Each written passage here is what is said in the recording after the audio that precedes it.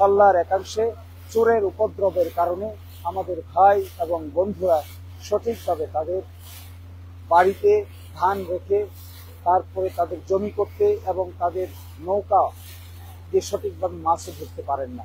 আমি বিগত 3 দিন দিরাই এবং সাল্লার বিভিন্ন জায়গায় জনগণের সঙ্গে সময় কাটানোর চেষ্টা করেছি।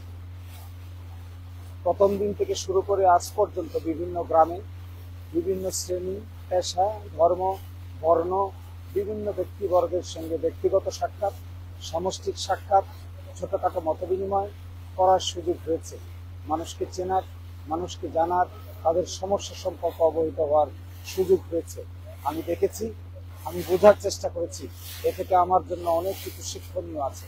আসলে অনেক কিছুই এই ভূখণ্ডের আমার জানা নেই, মানুষের জানার কোনো শেষ নেই।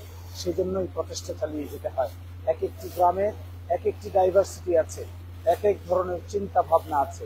এই চিন্তা ভাবনা, সমস্যার ধরন সকলের এক নয়। তবুও যতটুকু সম্ভব আমি সাধ্যমতো জানার চেষ্টা করে যাচ্ছি। আমি মনে করি এই দিরাইয়ের পূর্বাঞ্চল, দিরাইয়ের পশ্চিমাঞ্চল, সাল্লার পূর্ব দিকে, সাল্লার পশ্চিম দিকে এক একটি গ্রামে এক এক ধরনের সমস্যা রয়েছে এবং আমাদের সামষ্টিক সমস্যাও রয়েছে। এখানে মূল সমস্যাগুলো যে জিনিসটি নতুন করে উঠে এসেছে সেটি হলো সাল্লার একাংশে চোরের উপদ্রবের কারণে আমাদের ভাই এবং বন্ধুরা সঠিকভাবে তাদের বাড়িতে ধান রেখে তারপরে তাদের জমি করতে এবং তাদের নৌকা দিয়ে সঠিকভাবে মাছও ধরতে পারেন না। কোথাও কোথাও চোরেরা সেই মাছ বাধ্য করে সেই নৌকা ঠেকিয়ে নিয়ে চলে যায়, জাল নিয়ে চলে যায়। আমি মনে করি প্রশাসনের সবচেয়ে গুরুত্বপূর্ণ দরকার হবে আপনারা প্রয়োজন হলে সাল্লার ওই অংশে বিশেষ টহল বসান।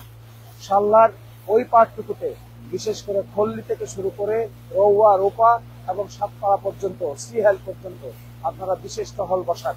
স্পিড বোর্ডের মাধ্যমে বিশেষ টহল বসিয়ে মানুষের নিরাপত্তা নিশ্চিত করুন।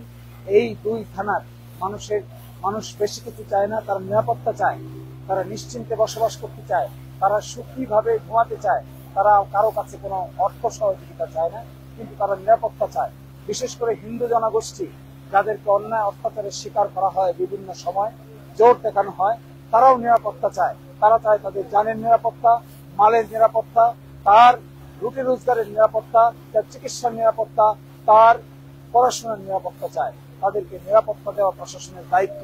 যদি নিরাপত্তা দেওয়া না যায়, যদি সকলকে সঠিকভাবে ভোটে অংশগ্রহণ করার জন্য পরিবেশ সৃষ্টি করা না যায়, ভয়ের সংস্কৃতি থাকে, তাহলে সুষ্ঠু নির্বাচন করা সম্ভব হবে না।